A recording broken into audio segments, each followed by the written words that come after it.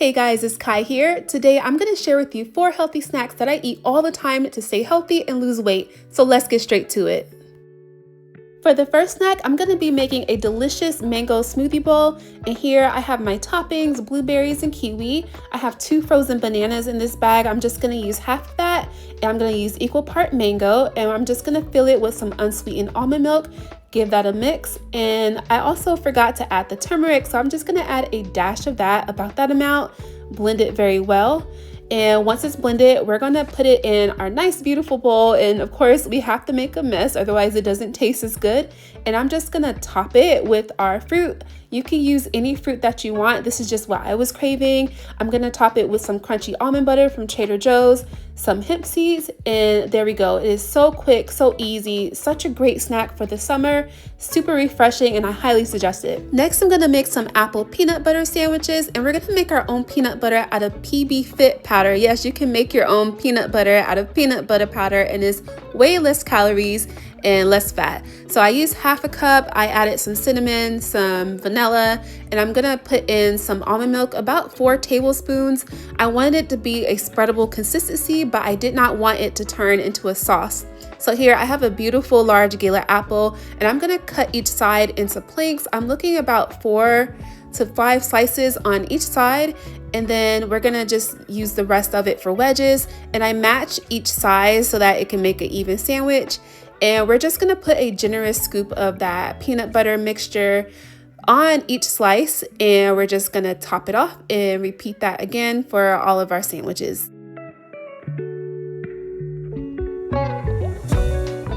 This is my favorite way to eat apples and peanut butter because you get more of that juicy crisp on the outside, and then of course a whole bunch of peanut butter in the middle, versus when you dip it, you get more peanut butter to taste than you do apple. So that's why I prefer to eat it this way. And with the wedges that we use, you can just use that to dip in the rest of the peanut butter and you're good to go. It's that simple and easy. Now it's time to make some oven roasted fries, and here I have some potatoes that I rinsed, dried, and peeled, and I'm just gonna cut those into planks about a 1/4 inch thick, I think. And then each plank I'm gonna cut into strips the shape of fries. I like them about this thick. And then I threw them in a mixing bowl. I sprayed with some avocado oil, some sea salt, and then some Cajun seasoning, which was not spicy, by the way. If you're looking for spicy, don't use this one. So I gave that a quick mix to coat evenly, and then I laid it on my baking sheet and put it in the oven at 400 degrees for about 35 minutes, flipping halfway through. And then here is what they look like when they come out of the oven. I like how my baking sheet gave the fries these crispy ridges. I thought that was kind of cool. And now I'm just gonna plate generously. I'm using this ketchup by Primal Kitchen. It's unsweetened. They do not use any added sugar or sugar substitutes at all.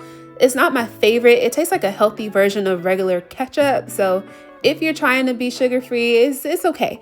But yeah, this is a quick, easy snack. My fast food loving husband said that these fries are addictive.